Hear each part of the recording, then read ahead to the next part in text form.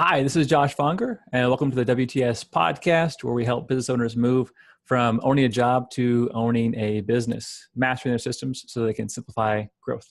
And today I've got special guest, Tim Francis. So Tim owns a company called The Great Assistant, and has helped hire over 150 assistants. Over the last 10 years, he's been refining his method and has it down to a science. Today, he'll be sharing his three-part method. Tim has been a guest lecturer at NYU and is a regular contributor to Forbes. I met Tim because he was actually one of my WTS students a handful of years ago. I saw amazing results, and we've stayed in touch ever since. So Tim, let's get started. Let's hear your story. So how'd you get started with The Great Assistant?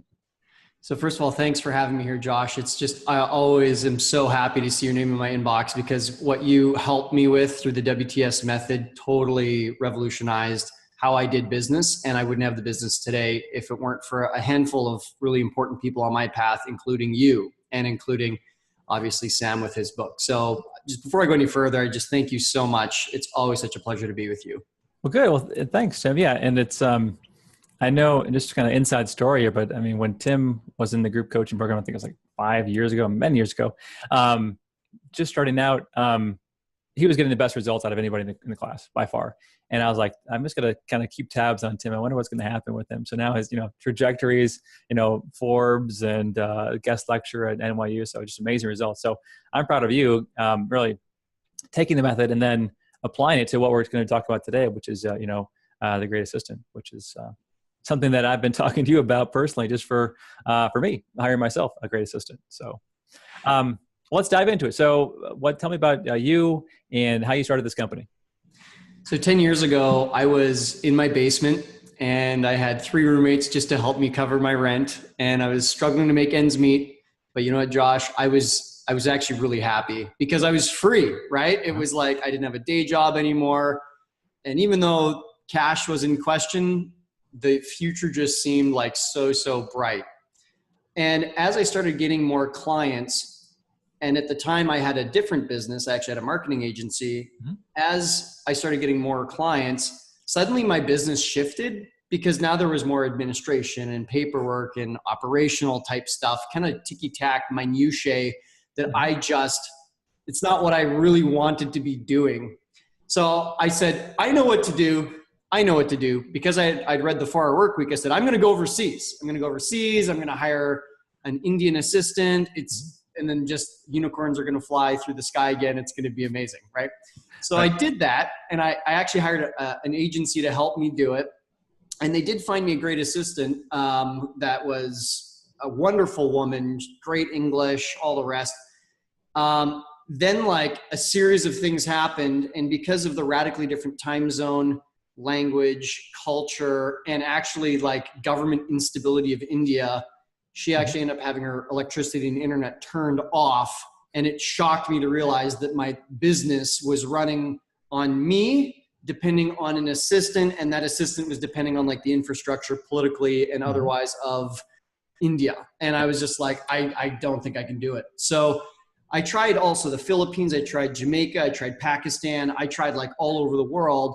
Mm-hmm. And again, those same 3 issues came up again: time zone, culture, and first language. And so I just got frustrated and I said, forget it. I'm just going to do this all myself. So that's fine because then I didn't have to solve problems. I didn't have to deal with third world infrastructure or anything. But now I had a new problem, and that's that my 70-hour work weeks were now 90-hour work weeks because I was doing it all myself again. Yep. So between the exhaustion of the 90-hour work weeks, and there's a few kind of curveballs that happened that were very stressful in my business. There was just some very upsetting things that had happened. I ended up developing an illness, stress-related, called erythema nodosum. And the result of that was I actually couldn't walk for 3 months. My business went to zero. I had to move back in with my parents full time. I could barely even get out of bed. And so like had my mom not paid my mortgage for me for 3 months, I would have gone bankrupt. So it was during that time that I came across a quote that has stuck with me forever. It's, hell is meeting the man I could have been. Mm-hmm. Hell is meeting the man I could have been. And that like when you're laying in bed and you can't walk. I mean, goodness gracious, even today, now that I can walk, it still sticks with me big time. Right. And so in that moment, I realized that like in my lifetime, I will fulfill my potential. And all of my concerns around like, well, someone can't do it as well as me, or, you know, I don't want to have to let go of control, or how do I even find an assistant, or all my past frustration. Like I became pretty jaded with all my bad experiences overseas. And I realized that all of that, I needed to rise above it. And I needed to figure out, because I believe life is a team sport and I believe business is a team sport. And I knew that I would never, ever fulfill my potential as long as I was trying to do everything myself. So I'll tell you what, Josh, I didn't know how I would afford a North American assistant. Like at $15 to $20 an hour is way more expensive than $4 an hour overseas. I didn't know what I would delegate first. I didn't even know where I would find a North American assistant. I was way lost in the woods, and I had yet to find anyone or anything that would teach me how to do it. So I just kind of like had to take a leap of faith because there was no turning back. And so 5 years ago, I put up a few postings around the internet, and I met Sarah, who to this day is still my assistant. And we started small, but as things picked up steam, she did more and more work for me. She was taking more and more of the lower end work off my plate. And it allowed me to actually increase my consulting rate, because now I could focus on meeting more clients. I could focus on developing new skills and products and services. And I could also focus on marketing, like marketing, sales, and product development, really. And my consulting rate went from $40 an hour to $50 an hour to $100 an hour to $250 to $500 to $1,000 an hour, and still climbing. And I also had the time, energy, and headspace, like even just the mental RAM, to figure out how I could become a guest lecturer at NYU and get into Forbes as a regular contributor and spend time doing things like you and I are doing today, because previously I wouldn't have even had the time to do it.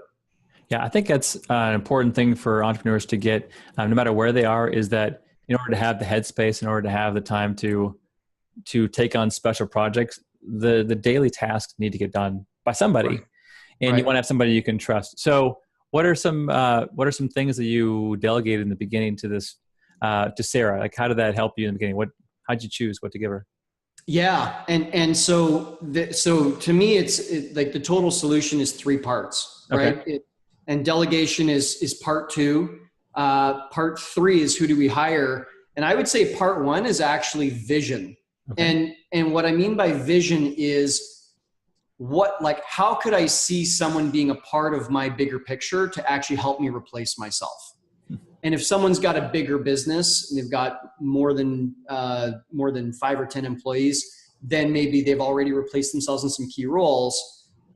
So in that case, our vision needs to be a little bit different, is what is more like the day-to-day that I can hand off. And so in my case, some of the tasks that I originally, when I was going overseas, some of my thoughts were like, I'm going to create just a very specific procedure. They're going to follow it. They're never going to deviate. And that's that. You can do that, but it really limits how much an assistant can really do for you. Part of having a North American assistant that is similar, same time zone, culture, and same first language, they're able to make decisions. Right. And I know you guys call them operating principles. We call them decision-making guidelines, similar idea. And it's really that idea that, like, in the beginning, I want an assistant that, yes, they can just do the repetitive, simple tasks that have no deviation. But I want that same assistant to graduate with me, so now they can make simple decisions. Like, for example, if a customer service request comes in and it's, hey, Tim, can I get a refund or an exchange for something? I want the assistant to be able to answer that without asking me for help. So I could give them an operating principle or a DMG that says, if it's less than $50, just fix it. Don't worry about it, right? And I want that assistant to graduate from simple tasks and simple decisions to harder decisions. So for example, I don't know if you've ever tried to unpack the process of booking a flight. But I have with a client before. It's awful. It's unbelievable. Like, if you're to create a flow chart of if this, then that, is so complicated. Like, it seems simple, but it's so complicated, right? And it's like, does Tim want an aisle seat or a row, so he's not disturbed, or a row seat so he can go pee? Does Tim want certain airlines? Does Tim want to do morning flights or the night before flights, or like with points or with credit card? Like, it is unbelievable. So That being said, I want an assistant that can grow with me to even take care of those levels of decisions. And it doesn't stop there, Josh. I want an assistant that can actually help me at the highest level, which is just simply said, I want them to handle outcomes. And so even if I don't know how they're doing all the steps along the way, even if I don't know all the decisions they're making along the way, if they're hitting my outcome, then I'm good. So for example, this past year, my assistant, Sarah, she booked our entire annual event, which was in San Diego. We had people flying in from Singapore, China, the United States, Canada, with between 50 and 100 people there. She took care of every pin, every lanyard, every notebook, catering, AV, everything. I gave her, we agreed to a $31,000 budget ahead of time. And Josh, she came within 1.6% of budget. And all I had to do was prepare my speaking points, show up, and do the speaking role. I didn't have to do the coordinating role, the maintenance role, the customer service role, the payment processing role, the website setup role. Like, I didn't do any of that. I literally was the lead singer of the band. I showed up, I sang, and then that was that. So like, it's just, it's not possible if you're working with someone for $4 an hour overseas.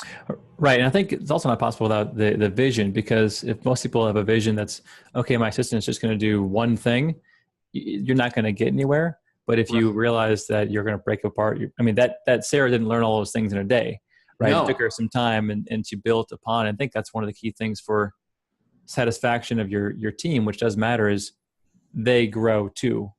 And as they grow, they actually enjoy their work more. They're more engaged. So that 100%. Vision, without that vision for any company, it's like the vision comes first, not a great company. Then we'll, add this vision statement once we're at $10 million. No, you got to actually have it when you're by yourself. Then you got to have the vision. Right. So 100%. Yep. So you get the vision, and then what's the next kind of phase there? Yeah, well, and so just to give more real world examples, like I think someone who's done a great job of the vision piece is one of our clients. Her name's Nicole, and she runs a company that actually helps podcasters manage the guests and helps guests find podcasts to be on. So she's like a PR agent for them. And she's got a company called Interviews That Convert. And so she's hired actually 3 assistants from us now. And I've just watched her, how she replaced herself effectively in actually creating the content, getting it edited, getting it all prepared, show notes, headshots, all the rest. She also replaced herself in coordinating all the guests and all of her clients. And then her 3rd assistant is helping to do all the flights and email inbox and all the rest. And so I've just watched methodically how she's gone along and replaced herself in section 1 of her business, and then section 2 and section 3. And now she's like free to come fly to a dinner party that I'm hosting in Austin, because I host dinner parties all the time in Austin for entrepreneurs. And she's going to meet other high-end entrepreneurs at the dinner party. She couldn't do that if she was stuck coordinating headshots and bios, right? So I think it's really amazing to watch people go through this transformation. So that's kind of vision. And I think most entrepreneurs start at who should I hire, which is actually step 3. Right. And so like flipping it 180 degrees is what creates success. So starting with vision, then after that saying, what are the specifics of what I would delegate and how would I delegate it? Okay. Right. Yeah. And so that's step 2 of the 3 steps. And when it comes to specifically what to delegate, I want everyone to think about themselves as the surgeon in the room. Right. So, if we take all the steps that are involved in surgery, it's actually pretty unbelievable. Like, it's probably 500 steps to actually do surgery. When we start thinking about initial intake, looking at x-rays, making a diagnosis, then there's like the legal releases and the financial part. And then there's preparing the room and booking all the nurses to be there and sterilizing the tools and blah, blah, blah, blah, blah, blah, blah, right? It's like a bazillion steps. If we left that as one big thing called surgery, it'd be impossible for the surgeon to delegate it. However, if by breaking it into all the sub pieces, if we unpack it, and that's such a huge key to delegation, is unpacking. If we unpack into all the sub steps, now all of a sudden we can say, okay, the billings person is going to handle the paperwork, and the head nurse is going to coordinate the nurses, and the janitor is going to clean the room, and blah, blah, blah. Now all of a sudden we can delegate. And so that's such a shortcut is anytime an entrepreneur says, I can't delegate something, oftentimes my answer is, okay, if we unpack this, we'll probably discover that there's 4 categories of tasks. Yep. One is high-level skill. The other is high-level access. The other is strategy. I want the entrepreneur to hold on to those 3 things. So if it was a surgeon, the strategy would be, what's the diagnosis and what's the approach? Perfect. So then what's the high-level skill is actually doing the surgery. And high-level access is like the surgeon calling other surgeons for opinions and or signing off on prescriptions or different orders, right? Okay. Then there's everything else. That's the 4th category, is everything else. Cleaning the room, coordinating the patient, blah, blah, blah, blah. Yeah. And guess what? Everything else should be done by everyone else. And so what sticks out to me from the WTS training, and this is going a ways back, because I know Sam interviewed a guy who was a copywriter, and the copywriter said, oh, well, a lot of people think you can't delegate anything about copywriting because it's such a high level skill. It's very specialized. It takes a long time to learn it. And the copywriter said, well, I can have I could delegate coordinating the people that I interview, right? As I'm learning about the topic that I'm writing about. And I could also delegate some of the research and effectively what he was doing is he's saying, I'm still the one that's putting pen to paper. I'm still the one that's interviewing the people when I'm getting to know about a new market. But it's someone else who's going to take care of all the research, coordination, et cetera, et cetera, et cetera. Yeah. Oh yeah. That example was a paradigm shift for me too, because it's like, I think that process was like a 30-hour process and then he did it in like 3 hours.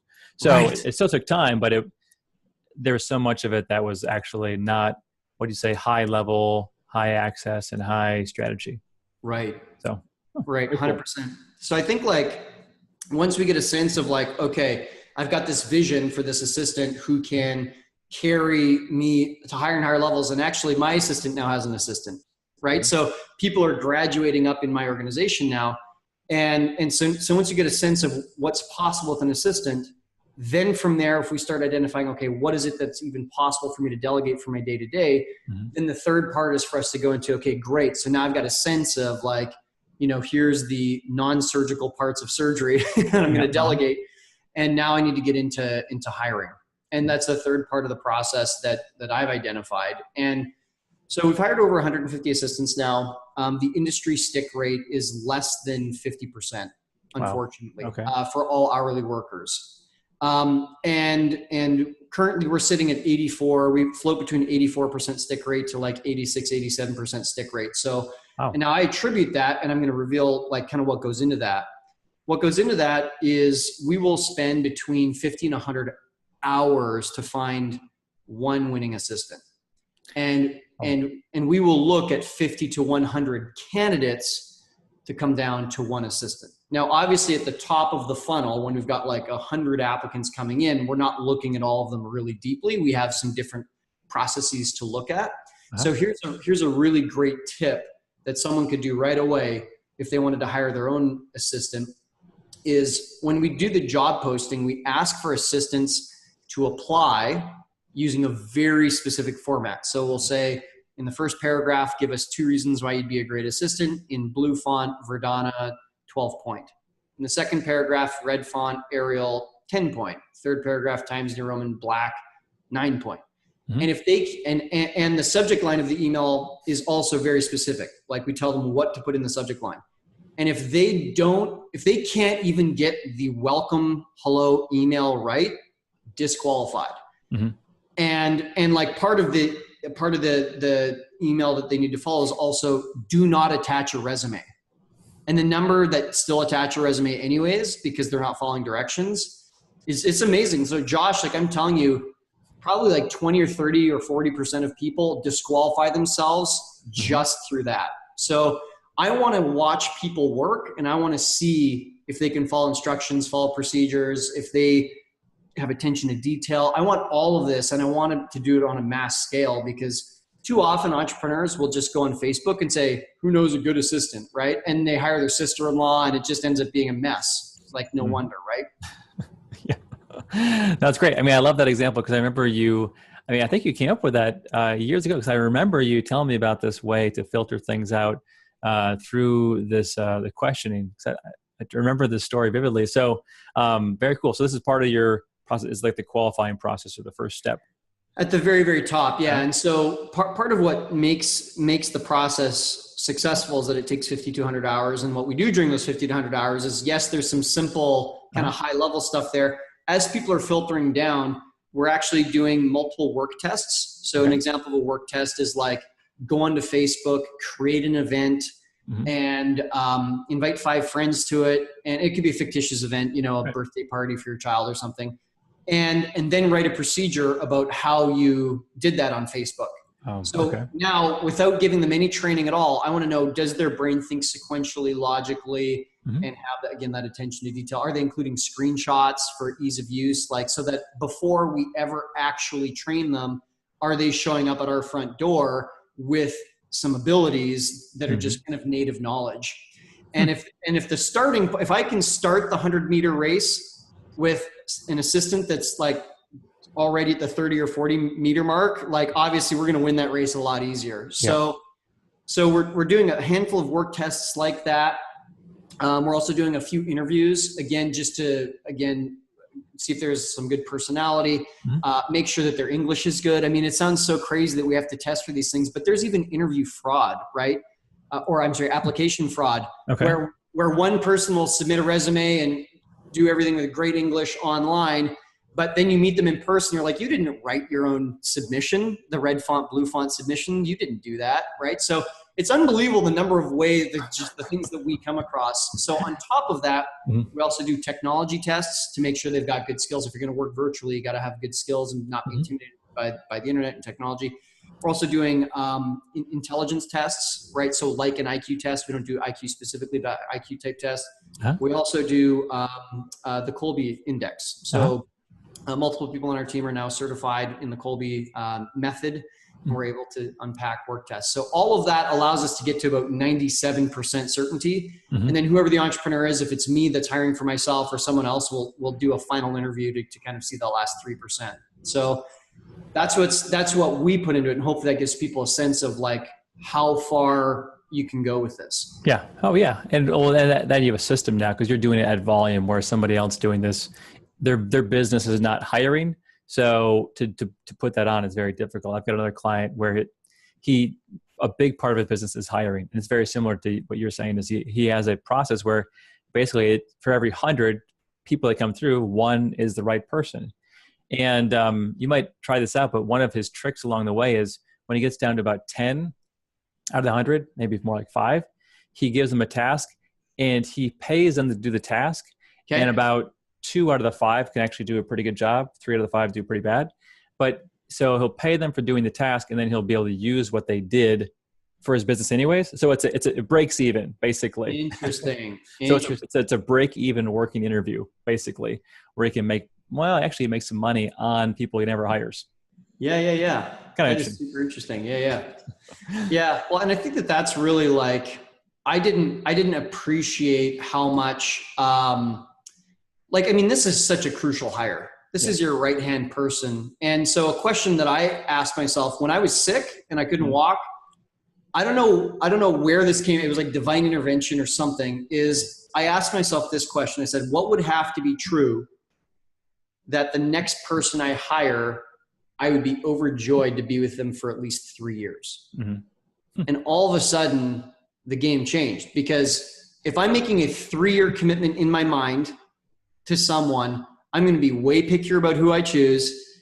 I'm going to shift my thinking from training as a pain in the butt that I don't want to have to do to being like, this is the most important thing that I do. And I'm going to want to meet with them every single week to make sure that we are on track, because I have to live with them for the next 3 years. I think that's a great, the commitment level, I think, is a lot of folks don't have that. They just see them as a little cog in the wheel as opposed to a big part of their business. And I think, I hope when you get to this concept that I know I saw you did a video on, I think it's called the Trough of Sorrow. But there's this idea of, you have to invest in the beginning, you don't get a return on investment. So how does that work? Yeah. So I think every entrepreneur, at least most entrepreneurs, have this fantasy that, I'm just going to hire someone and they're going to take everything over. Right. And then after that, I'm going to be free to go make money again. Right. And, the fact of the matter is, I would call that the lottery mindset. of like, oh, if I just meet the right partner, I'm going to get married and I'm going to be happy forever. If I just have the right funnel or the right product and I launch it, I'm going to make $1 zillion and everything's going to be fine. It's that if I just win American Idol, I'm going to get a recording contract and everything's going to be perfect. You know? So like our culture just has that, and human beings, like if I just have the right diet pill, I'm going to lose 30 pounds. Like that's just our culture. And that does seep into getting an assistant as well. The truth of the matter is when it comes to getting an assistant, it's actually the polar opposite. We actually are worse off for the first kind of 2 to 4 weeks because they're actually taking some of our time and energy and focus away from the revenue generating activity. And because now we need to like hire and train and onboard and make sure that they've got what they need and all the rest. And so there's actually this dip down in productivity. If we stick with it though, it starts to climb and climb and we start climbing up. And over time, we'll actually hit a break-even point. And that can come within kind of 2 to 4 weeks if we're really, really committed and focused to bringing that assistant up to speed. And that break-even point is the point where you spend a couple hours training your assistant on something, and now they are able to go and do that, and they take it off your plate. So now you're break-even. Stick with it even further with the process of training and upgrading your assistant all the time, and they will very quickly meet your expectation, your original lottery level expectation. And the most crazy thing is if you stick with it even further, they end up surpassing all your expectations. So like my assistant today, like I said, she planned and executed the entire, annual event. She handles 97% of my email inbox. She handles all of my travel. When I go to a city, I actually prefer to be in an Airbnb. So I have a full kitchen. And so by the time so she picks the Airbnb, she books the flight. By the time I arrive at that condo, all my favorite groceries are already sitting in the fridge when I get there. It is so cool. And with the amount that I travel and speak and whatnot, like I would be 300 pounds if I was always eating, hotel food, right? So it's just really, really changed my life, literally. Yeah. So that trough of sorrow is that period between when you hire the assistant to when you hit the break-even point, because you're worse off and you're like, oh no, this isn't working. This is such a waste of time. I don't want the complexity or the time suck, et cetera, of training and managing and onboarding. And when in fact, that is the price of admission that you just got to pay to play the game. So who should play the game? So, people listening to this, a lot of them don't have an assistant yet. And I usually do kind of, with their vision, I kind of plan out, here's your current org chart, you, 2 employees or 1 employee, and then here's where you want to be in 2 years or whatever. And usually in there is an assistant. So how do you let them know when is the right time to pull the trigger on that kind of shift in their business or investment? So everything changed for me, Josh, when I realized that my assistant was not a cost center, but rather a profit center. So an assistant, if they're just in isolation and you're paying them 17 to 20 US$ an hour or something like that, it seems like they're just an expense. Yeah. I, however, realized that not just my assistant, but my relationship with my assistant is where the profit center was. Now, you, Josh, me, Tim Francis, and anyone listening, I'm telling it, like, as entrepreneurs, it's ridiculous to spend money and not expect a return on investment. And so if someone can't see a return on investment for the money they put into their relationship with their assistant, it's too early. Don't do it. When I look back, I got my first assistant too early. And when I talk to entrepreneurs one-on-one, I'm always asking the question, and I'm pretty rigorous about holding, each entrepreneur to a high standard of like, okay, if we go and spend, say, $600 to $1,000 a month on wages on a part-time assistant, then what are you going to do with the extra time to justify the expense? Okay. Right. So Sarah started uploading podcast episodes for me. She started sending customer invoices in the very beginning, and that freed me up in my specific situation to go to my current clients and say, because at the time I had a marketing company, I said, we're already doing online ad management for you. I think if we added email marketing, we could see some exciting results. If we created some custom landing pages for you, if we started doing some other work for you, this would look really good. And you know what, Josh? I went to like 4 clients, I think it was. 3 said yes. And I was booking myself for $40 an hour work, doing marketing consulting work, and turning around and paying Sarah 15. So now there was a spread between what I was charging and what I was paying Sarah, right? And that $25 gap then gave me more cash to hire Sarah for more hours, which then made this positive loop happen around and around. And now I had more time and more money, which then allowed me to fly further, to go to bigger events, to pay the tuition, $3,000, $5,000, sometimes $10,000 for a 2-day event, to meet just higher and higher level people all the time who had more and more money to be able to spend with me. And that was the virtuous cycle that kicked things off for me. So oftentimes entrepreneurs will say, oh, Tim, of course you have an assistant because you charge $1,000 an hour now. Of course you have an assistant. And to which I reply, it's actually the exact opposite. I charge $1,000 an hour today because I got an assistant back when I was charging only $40 an hour. Yeah, definitely. It takes that vision and the ability to stick with it through the long haul. And there's no point in sticking with it if you pick the wrong person from the beginning, which I think is so important people to hear, is that you really want to make sure you pick the right people and have a process for doing it. Don't just hope and get lucky, because that is definitely a lotto situation. And I think really, really being excited about this process it's so worth it. Like another great story, true story, someone else that we helped guide through this process. So he heard a presentation similar to this. And he said, hey, I'm just going to skip the steps. I'm just going to kind of go do it my own way. He posted something on Facebook, found, he hired the first person he saw, skipped all the advice that I had given, and hired the person. They were great for a bit, and then they quit because they just went a different direction, right? So fast forward 6 months after that, and he said, oh, Tim, could you remind me of some of the steps? So I did. And so over the following 6 months, he did the steps. It didn't take all 6 months, but he eventually found his great assistant. And then from there, in the last 6 months of this story, so first 6 months, he said, I'm going to skip the advice. The middle 6 months, he said, I'm going to do the advice. And then that allowed him the time, energy to go and launch a new product that had been on his mind for 5 or 6 years, but he just never got around to launching it. He launches it, Josh, and within 6 months, he made an extra $250,000. So how much money was he leaving on the table by not having an assistant? And where would he be today had he actually done it right in the first place? He'd have a whole extra year. He could have yet another $250,000 product on the table. So there's something to be said about opportunity cost and the time value of money. If you don't take action today on whatever it is you want to do, what are you missing out on, right? Exactly. Yeah. The thing is, there's things that owners have to do that no one else can do. So, and what I find with a lot of companies is it's not that the owners, it's that no one's doing those things. So no one's actually doing product development or research or PR. They're not doing any of those things. They're too busy on the day-to-day. And so they don't see, they say, well, if an assistant comes in here, I've had a client say this, well, if somebody does this work for me, then what do I do? It's well, you be an owner. No one's doing these things. You get to be the owner. Right now, you're just an employee, and there's no owner, there's no leader in this company.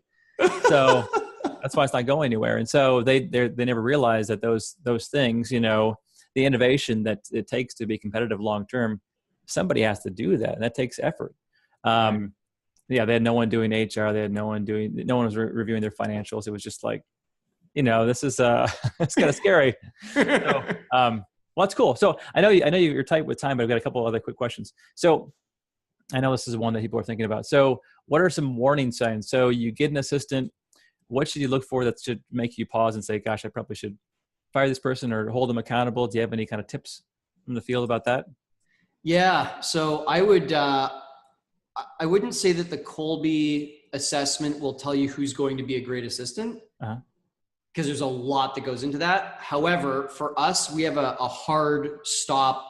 Do not hire someone if a person doesn't have certain Kolbe characteristics. So literally it won't tell you who's a great fit, but it'll tell you who's a horrible fit. Right. Okay.